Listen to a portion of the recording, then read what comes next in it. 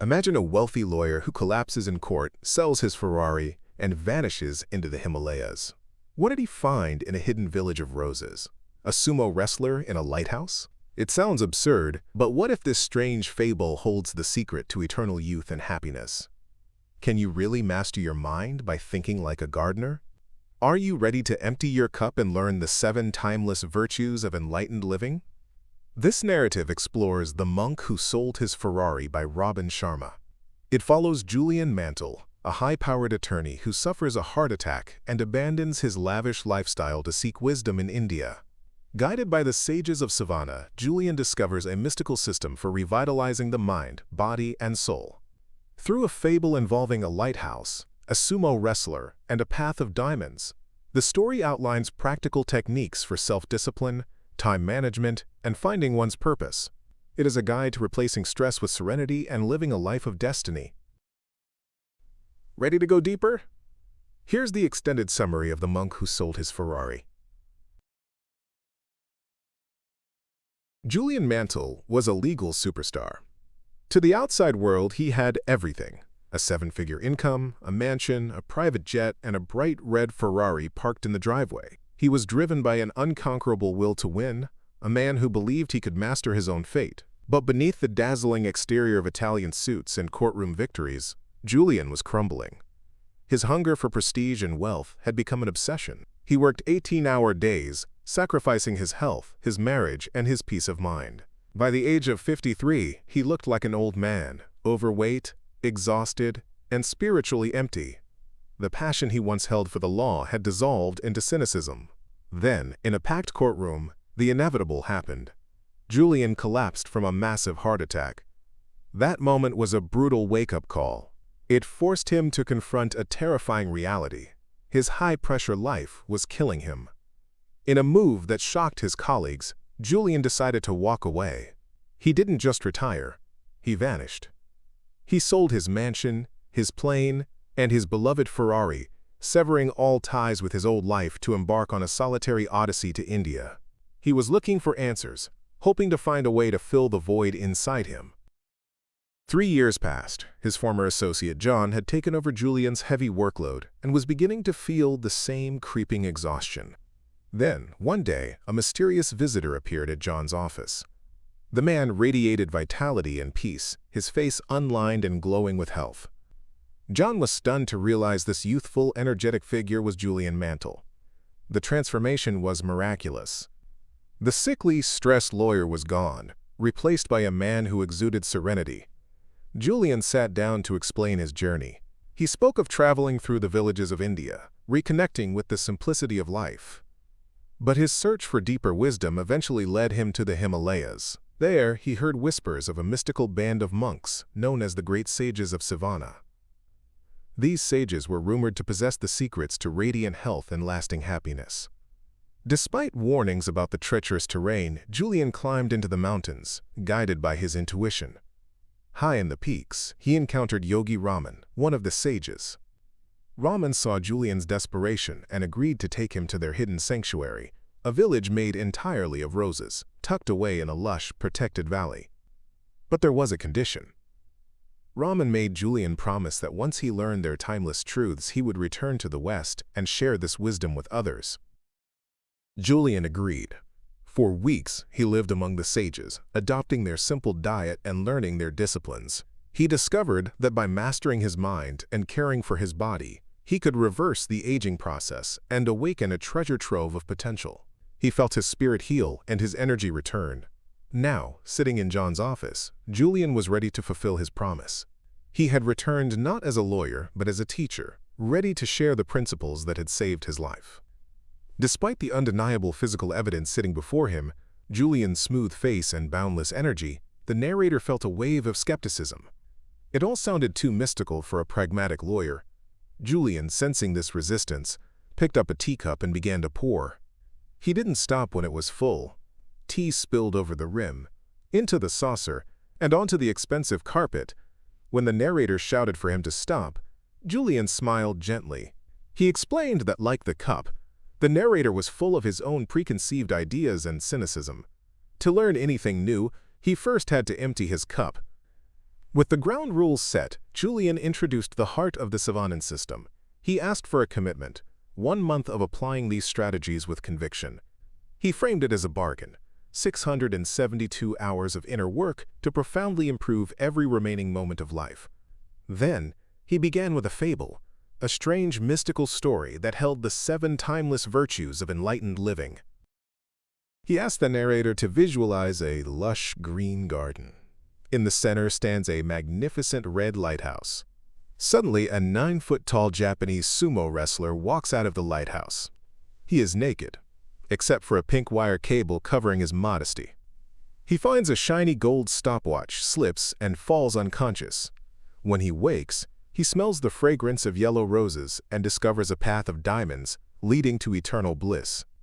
It sounded ridiculous, almost childish, but Julian insisted that the fable's absurdity was intentional. It made the lessons unforgettable. Each element represented a specific principle for radiant living. The first symbol, the garden, represented the mind.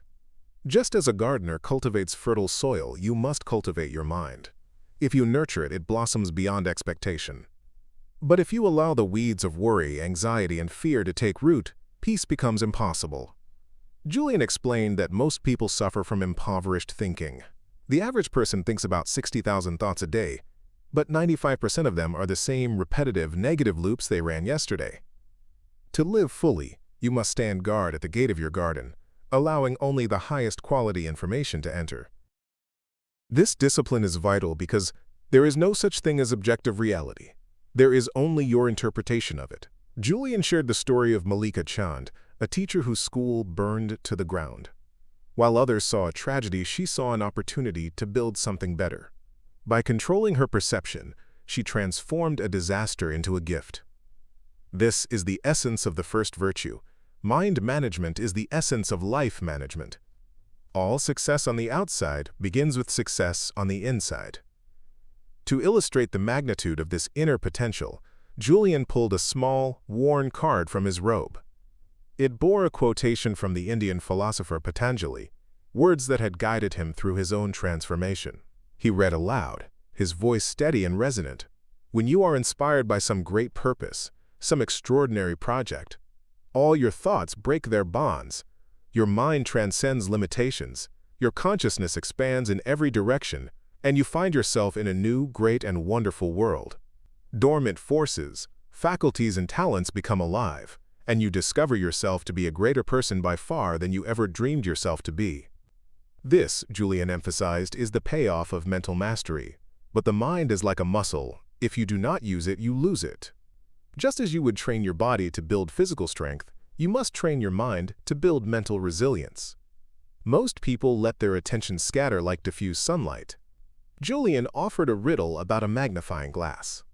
Scattered rays have little effect, but when you focus them on a single point, they possess the power to ignite a fire. In the same way, concentrating your mental energy on definite, meaningful objectives ignites the flames of your personal potential.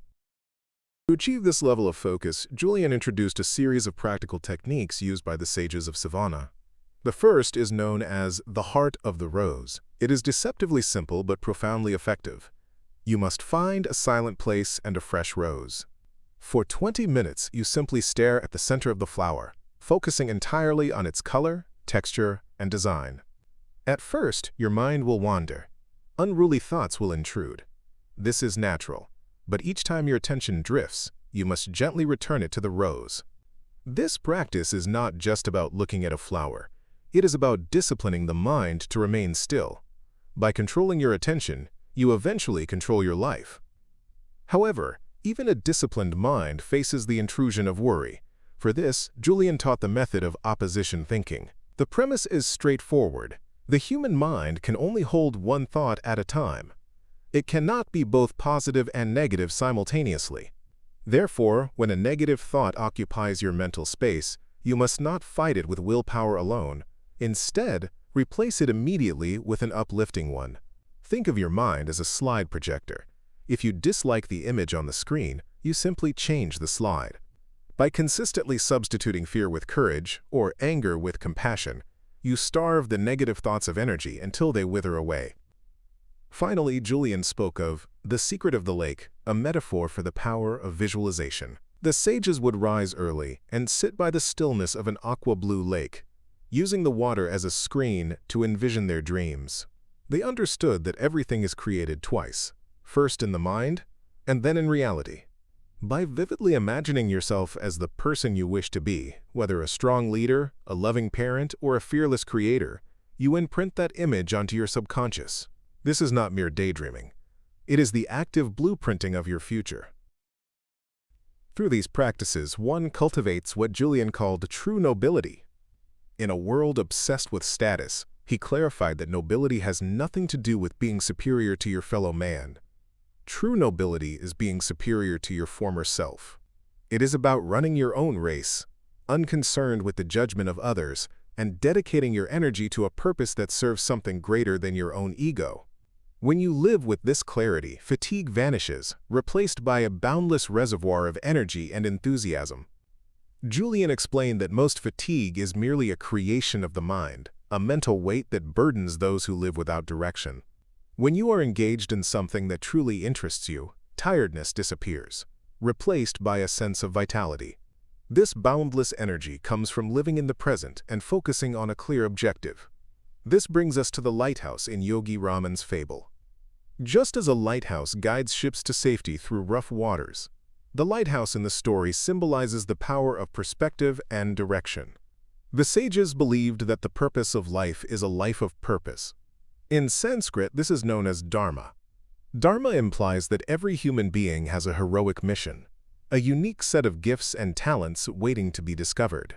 When you align your daily actions with this mission, you achieve a state of inner harmony. You stop worrying about the judgment of others and start focusing on the contribution you are meant to make. But how does one find this mission?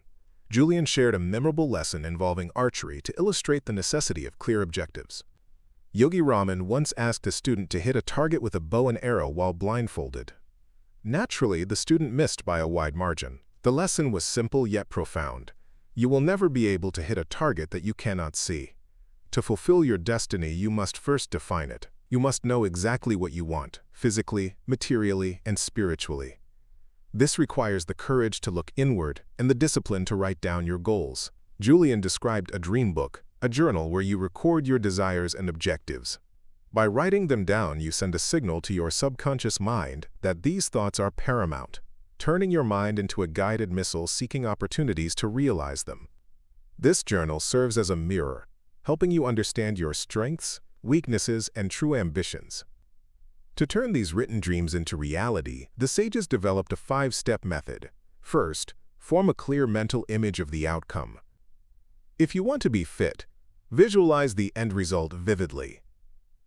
Second, create positive pressure. It is easy to drift back into old habits, so you must create a scenario where failure is uncomfortable. A public pledge is a powerful tool here. When you declare your goal to others, you leverage your natural desire to honor your word. Third, attach a timeline. A goal without a deadline is just a wish. A precise date breathes life into your objective and focuses your attention. Fourth is the magic rule of 21. It takes 21 days for a new behavior to crystallize into a habit. You cannot simply erase a bad habit, but you can replace it with a new one by performing it consistently for 3 weeks. This creates a ritual, making the new behavior as automatic as brushing your teeth. Finally, the 5th step is to enjoy the process. This philosophy is not about delaying happiness until you reach the finish line. It is about finding joy in the climb, appreciating the beauty of the moment, and understanding that even setbacks offer lessons. Passion is the fuel for this journey, allowing you to reclaim your enthusiasm for life. With purpose defined and a method to achieve it, the fable moves to the next symbol, the sumo wrestler. This figure represents Kaizen, a Japanese concept meaning constant and never-ending improvement. Julian taught that success on the outside begins with success on the inside. To master your life, you must first master your inner world. At first, this talk of an inner world might sound esoteric, but Julian insisted on approaching it with an empty cup, a beginner's mind open to new concepts. Kaizen is not just a philosophy, it is a practical necessity. You cannot effectively lead others or nurture a family if you have not first mastered yourself. As the philosopher Epictetus said, no man is free who is not a master of himself. This mastery requires courage. It demands that you step into the zone of the unknown. Julian illustrated this by making his student do push-ups until he believed he could do no more, and then demanding 10 additional repetitions. The lesson was clear. The limits we perceive are often mental illusions. Fear is simply a conditioned response, a monster of your own creation. By pushing past discomfort and doing the things you fear, you dismantle that monster and unlock your true potential. This continuous improvement builds the trilogy of human endowments: mind, body, and soul. To operationalize this growth, Julian introduced 10 ancient rituals known as the techniques of personal mastery. He proposed a simple trade: invest 1 hour a day for 30 days to practice these strategies. Think of it like a pit stop for a high-performance race car. You might think you are too busy driving to stop, but without that maintenance you will eventually run out of gas. This daily hour is your refueling period. The first strategy is the ritual of solitude. This involves spending a period of time, anywhere from 15 to 50 minutes, in pure silence. It is a pit stop for the soul, ideally practiced in a sanctuary of the self, a quiet, consistent space. This silence allows your mind to settle, becoming as smooth as a plate of glass. This stillness reconnects you with your creative source and restores a sense of well-being. The second is the ritual of physicality. The principle here is simple. As you care for your body, so you care for your mind. This involves vigorous exercise, such as the yoga practiced by the Sages of Sivana, to oxygenate the blood and rejuvenate the spirit. Central to this is the art of effective breathing. Most people breathe too shallowly. By practicing deep abdominal breathing, you liberate energy and vitality, proving that to breathe properly is to live properly. The third strategy is the ritual of live nourishment. Your diet is the fuel for your vehicle. A poor diet clouds the mind and drains energy. The sages thrived on live foods, fresh vegetables, fruits, and grains, while avoiding dead foods like heavy meats that tax the digestive system. By eating a pure or sattvic diet, you align your physical intake with your desire for longevity and mental clarity. Even simple changes, like eating a salad with every meal, can significantly boost your energy reserves. Just as you nourish your body with live foods, you must also feed your mind through the ritual of abundant knowledge. This practice centers on the idea that while knowledge is potential power, true power comes from its consistent application. The strategy here is simple. Become a student of life. Specifically, the sages recommend reading for at least 30 minutes every day. But be selective. Do not waste time on materials that do not elevate you. Instead, feast on immensely nourishing books, biographies of great leaders, philosophy, and wisdom literature. Treat these books not merely as paper and ink, but as scriptures that you study deeply. Interestingly, the goal isn't just to put new information in, but to draw wisdom out. Books help you see what is already within you. Once you have gathered this knowledge, you must process it through the ritual of personal reflection. In our fast-paced world, many of us suffer from excusatusis, making excuses to avoid the silence required for inner work. Yet, thinking enough to thrive is essential. Follow the example of figures like Benjamin Franklin, who ended every day by reviewing his actions. Ask yourself what you did right and what you could improve. This daily inventory provides a benchmark for growth. Mistakes are excellent teachers, but repeating the same error shows a lack of self-awareness. By confronting your behaviors, you can weed out the negative and strengthen the positive. To find the time for such reflection, you might embrace the ritual of early awakening. The sages believed in rising with the sun to maximize vitality. While many believe they need 8 or more hours of sleep, 6 hours of deep, quality rest is often sufficient. It is about quality, not quantity. To achieve this, avoid eating after 8 p.m. and guard the 10-minute rule. The 10 minutes before you sleep and the 10 minutes after you wake are the most influential on your subconscious. Fill these moments only with serene, inspiring thoughts. If rising early feels difficult, remember the ancient rule of 21. Perform an action for 21 days, and it becomes a habit. Upon waking, ask yourself, What would I do today if today was my last? This question brings immediate clarity and energy to your morning. As you start your day, incorporate the ritual of music and the ritual of the spoken word. Music has the power to spiritually boost your mood, while spoken mantras, or positive self-talk, shape your self-image. You are what you think about all day long. By repeating positive affirmations, you create a self-fulfilling prophecy where your actions align with your highest beliefs. This internal work leads naturally to the ritual of a congruent character. Your habits shape your character, and your character determines your destiny. By cultivating timeless virtues such as industry, compassion, humility, and courage, you align yourself with the laws of nature. As Emerson said, character is higher than intellect. It is the foundation of a sacred life. Finally, there is the ritual of simplicity. This is the art of focusing only on your true priorities and avoiding the thick of thin things. Julian discovered that unless you reduce your needs, you will never be truly fulfilled.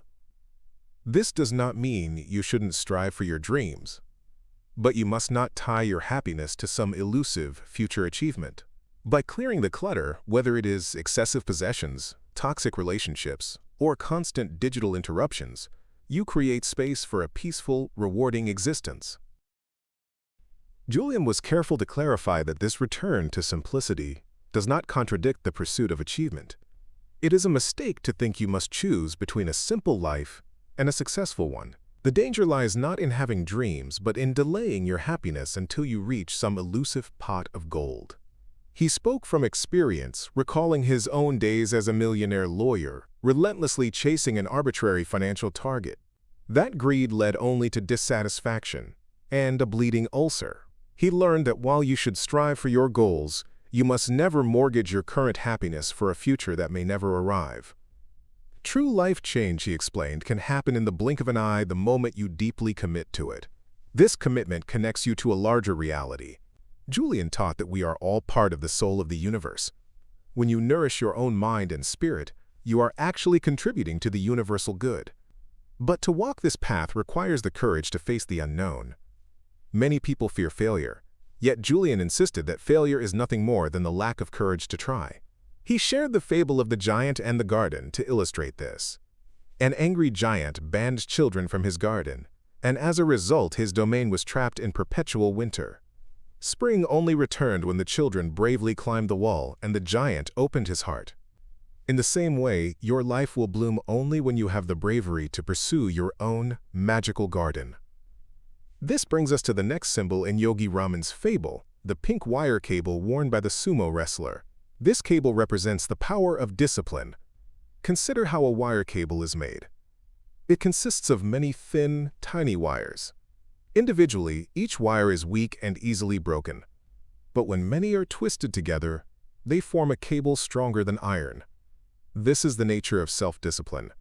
It is not one massive act of heroism, but the accumulation of small, consistent acts of willpower performed every single day. Willpower is the essential virtue of a fully realized life. Without it, you are a slave to your impulses, reacting to the world rather than shaping it. Julian described willpower as a mental muscle. It is not something you are born with, but something you build through exercise. Even great souls like Gandhi had to forge their self-control through practice. To strengthen this muscle, you must challenge it. Julian offered a powerful mantra to repeat daily. I am more than I appear to be. All the world's strength and power rests inside me. Beyond words, you must take action. Practice doing the things you do not like to do simply to prove that you are the master of your desires. Make your bed when you would rather leave it messy. Walk when you would rather drive. Julian even suggested the a practice of remaining silent for a set period to condition your will to obey your command. By winning these small battles against the gravitational force of bad habits, you build a momentum that propels you toward your highest self. Finally, we must consider the stopwatch found by the sumo wrestler. This symbol represents our most precious commodity, time. All the wisdom, discipline, and positive thinking in the world are meaningless if you do not understand the value of the time you have been given. Time mastery, Julian asserted, is life mastery. While we all have the same 24 hours, the wise distinguish themselves by how they use this non-renewable resource. Effective time management, Julian explained, is not about becoming a workaholic or filling every second with labor. It is about arranging your schedule so that you have space for the things that truly matter. This requires a ruthless ability to guard your time against time thieves. You must learn to say no to the trivial so you can say yes to the essential. Julian introduced the ancient rule of 20, often known as the Pareto principle, which suggests that 80% of your results come from only 20% of your activities. The secret to an extraordinary life lies in identifying those high-impact activities, whether they are deepening relationships, honing a skill, or nurturing your spirit, and pouring your energy into them. By separating the meat of your life from the fat, you move from being busy to being productive. To master time is also to simplify your life. A frenzied, hurried pace kills the spirit and clouds your judgment. Julian urged the narrator to stop postponing living and to adopt a deathbed mentality. While this may sound morbid, it is actually a philosophy of intense life affirmation. Ask yourself every morning, what would I do today if it were my last? When you view your days through this lens, you stop worrying about minor irritations and start focusing on love, contribution, and joy. You begin to live with a sense of urgency, acting as the architect of your future rather than a prisoner of your past. This focus on meaningful living leads naturally to the next great lesson, often symbolized by the fragrance of roses. Julian revealed a profound paradigm shift. We are not human beings having a spiritual experience, but spiritual beings having a human experience. The ultimate purpose of life, he taught, is to serve. The quality of your life is determined by the quality of your contribution. When you work to improve the lives of others, you elevate your own. For, as the old saying goes, a little bit of fragrance always clings to the hand that gives you roses. This means practicing daily acts of kindness and shedding the shackles of self-centeredness. Whether it is a small gesture in traffic or a major commitment to helping the poor, giving connects you to a more magical dimension of existence. Compassion and service are not just moral duties, they are the pathways to inner peace. Finally, the fable concludes with the symbol of diamonds, representing the virtue of living in the now. The Sages of Sivana taught that the past is water under the bridge, and the future is a distant sun on the horizon of your imagination. The only moment you truly possess is the present. Many people sacrifice their current happiness in anticipation of some future achievement, only to find that when they arrive, they have forgotten how to enjoy the journey. True joy is found in savoring the exquisite wonders of the simplest moments, the laughter of a friend, the quiet of a morning, or the focus of a job well done. By embracing the path of diamonds, you stop waiting for life to begin and start engaging with the ecstasy of the immediate moment. This philosophy challenges the modern habit of delaying happiness until some future goal is met. Julian insists that we must stop waiting for a promotion, a retirement, or a major milestone to finally grant ourselves permission to feel joy. Happiness is a journey, not a destination, and putting it off for the sake of achievement is a gamble with time you can never win back. To illustrate the gravity of this lesson, Julian shares a heartbreaking piece of his own history. He reveals that he once had a young daughter who passed away. In his grief, he buried himself in obsessive work, allowing his marriage to dissolve and his inner world to collapse, even as his professional reputation soared. He urges you not to repeat his mistake. He implores you to live your children's childhood, to be present for the people you love, and to recognize that no amount of professional acclaim can replace the time spent watching your family grow. This brings us to the vital distinction between making a lot of money and making a lot of life. True wealth is not just a number in a bank account. It is the daily practice of gratitude. By appreciating the non-material assets you already possess, your health, your ability to dream, and the people around you, you ignite a passion for living that fuels your destiny. The sages illustrate the danger of rushing through life with the fable of Peter and the magic thread. Peter was a boy who could never enjoy the present. He was always impatient for the next stage of his life. He was given a magic ball of thread, and by pulling it, he could fast forward through boring or difficult moments. He pulled the thread to skip school, to skip work, and to rush through the years. In what felt like mere moments, he was an old man on his deathbed, realizing he had skipped the very experience of living. He had missed the wonders of the process. Unlike Peter, We do not get a second chance to unwind the thread. We must awaken to the gift of today. Finally, Julian speaks of growing your destiny. This does not happen overnight, but through consistent, small steps. He uses the analogy of the Taj Mahal, a wonder of the world built block by block over 22 years. Your life is your own Taj Mahal. Every small victory, every moment of discipline, and every act of kindness is a block that builds your character and your legacy. You do not need to transform your entire life in a single day. You simply need to make tiny, incremental improvements.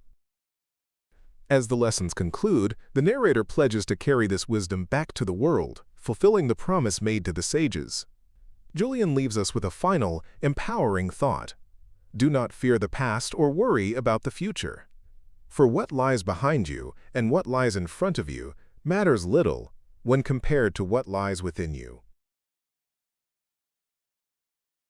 I hope you enjoyed this summary of the book. If you did, don't forget to leave a like and subscribe to the channel. It really helps a lot. And if the summary caught your interest, you can find a link in the description to buy the full book and dive deeper into its ideas. I'd also love to hear your thoughts in the comments. Did you like this format? What would you change or improve for future summaries? See you in the next video.